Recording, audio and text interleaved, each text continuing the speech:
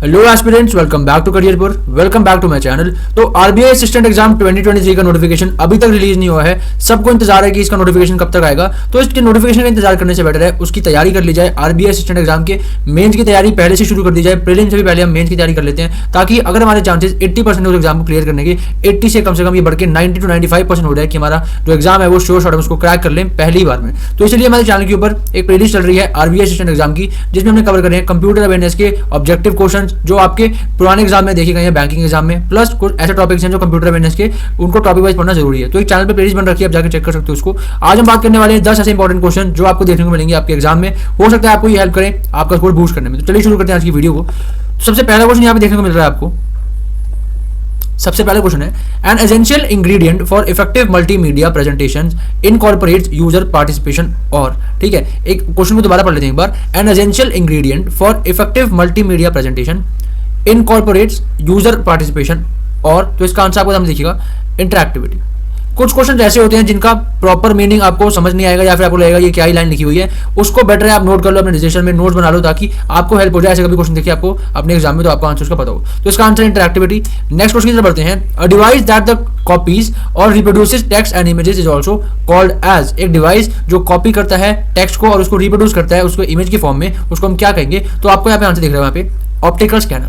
Optical scanner क्या होता है? डिवाइस जो कॉपी करता है टेक्स्ट को और आपको क्या देता है? इमेज देता है। नेक्स्ट हम बात करते हैं the code for a web page is written using. अब वेब पेज का कोड लिखने के लिए क्या यूज होता है इन चारों में से? क्या वो फिफ्थ जनरेशन लैंग्वेज यूज होती है, विनजिप यूज होता है, पर्ल यूज होता है, या हाइपर टेक्स्ट मार्कअप लैंग्वेज, या फिर आप कह सकते हो इसको HTML।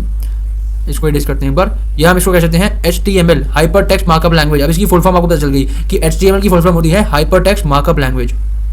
तो इसका आंसर यहाँ पे लिखने वाला है आपको HTML। इसका आंसर है हाइपर टेक्स्ट मार्कअप लैंग्वेज। हम लोग स्टार्टिंग से अपनी क्लास 5th में पढ़ते आते हैं कि वेब पेजेस बनाने के लिए हम HTML को यूज करते हैं। HTML की कोडिंग आपको थोड़ी याद होगी, आपने अगर पहले स्टार्टिंग अपनी क्लास 5th या 6th में कंप्यूटर पढ़ी है। ऐसे हम लिखते थे स्टार्टिंग में उसको HTML, उसके नीचे उसका हेड, उसके नीचे हम लिखते थे बॉडी, ऐसे करके कुछ हम ऐसा वेब पेज बनाते थे। तो इसको हम वहां पे क्या यूज करते थे? HTML। उस टाइम पे हमें लगता था कि HTML एक सॉफ्टवेयर है। तो यहाँ पे अब कोड जो है वेब पेज का कहां पे लिखते हैं हम? HTML, मतलब हाइपर टेक्स्ट मार्कअप लैंग्वेज में। नेक्स्ट हम बात करते हैं reusable optical storage will typically have the acronym.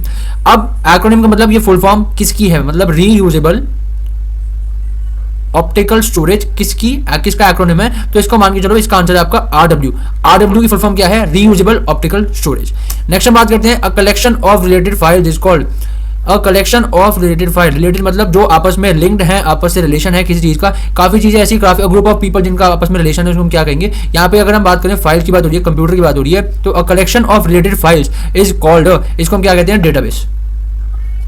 A database is a collection of related files and hence it is called a database. Next हम बात करते हैं storage that retains its data after the power is turned off is referred to as। storage that retains its data after the power is turned off is referred to as। ऐसी कौन सी storage में से कि जो power of होने के बाद, जो लैपटॉप है आपका PC है, पावर ऑफ होने के बाद भी जो डेटा को है वो रिटेन कर लेती है? इसका आंसर आपको देखिएगा non volatile storage, NVS। Non volatile storage वो वाली स्टोरेज है डेटा को रिटेन कर लेती है after the PC is turned of. Next हम बात करते हैं permanent memory in computer is called. Computer की परमानेंट मेमोरी को हम क्या कहते हैं? इसको हम कहते हैं ROM। अब आपका होमवर्क क्वेश्चन ये है, आप लोग नीचे कमेंट बॉक्स में कमेंट करोगे कि ROM की फुल फॉर्म क्या है, ROM की फुल फॉर्म क्या है। 8th क्वेश्चन की तरफ बढ़ते हैं। Computers manipulate data in many ways and this manipulation is called. Computer जो है अपने डेटा को, हमारे डेटा को मैनिपुलेट करता है अपनी तरीके से, काफी डिफरेंट सोर्सेज के थ्रू। तो इसको, इस मैनिपुलेशन को हम क्या कहते हैं? तो इसको हम कहते हैं हमारा प्रोसेसिंग। इसको क्या कहते हैं? प्रोसेसिंग। कंप्यूटर प्रोसेस करता है हमारे डेटा को अपने हिसाब से, मतलब मैनिपुलेट करता है। नेक्स्ट हम बात करते हैं इन प्रोग्रामिंग यू यूज। हम प्रोग्रामिंग के अंदर इनमें से कौन सी चीजें यूज करते हैं? एरो कीज यूज होती हैं, या फिर अल्फा कीज यूज होती हैं, या फिर फंक्शन कीज होती हैं, या फिर page up and down keys. तो फंक्शन कीज यूज होती हैं प्रोग्रामिंग में। तो आपको ये लर्न करना है कि प्रोग्रामिंग लैंग्वेज में कौन सी जो चीजें यूज होती हैं वो होती है फंक्शन कीज। इंपॉर्टेंट क्वेश्चन है, काफी एग्जाम में देखा गया ये वाला क्वेश्चन भी। लास्ट क्वेश्चन की तरफ बढ़ते हैं हम। With a CD you can. CD से के साथ हम क्या कर सकते हैं? क्या हम सिर्फ रीड कर सकते हैं, सिर्फ राइट कर सकते हैं? नाइदर रीड नॉट राइट, या फिर बोथ रीड एंड राइट। तो इसका आंसर है बोथ रीड एंड राइट। हम इसको पढ़ भी सकते हैं और इसके अंदर लिख भी सकते हैं। अब यहाँ पे कुछ इन्फॉर्मेशन दे रखी है। CDRW कॉम्पैक्ट डिस्क रीराइटेबल, इसकी फुल फॉर्म है CDRW की, is a digital optimal disk storage format introduced in 1997। अब ये हमारे कंसेप्ट में एक और क्वेश्चन बढ़ गया कि 1997 में क्या डिस्कवर हुआ था? CDRW compact disc rewritable. CDRW compact disc CDRW can be written, read, erased and rewritten।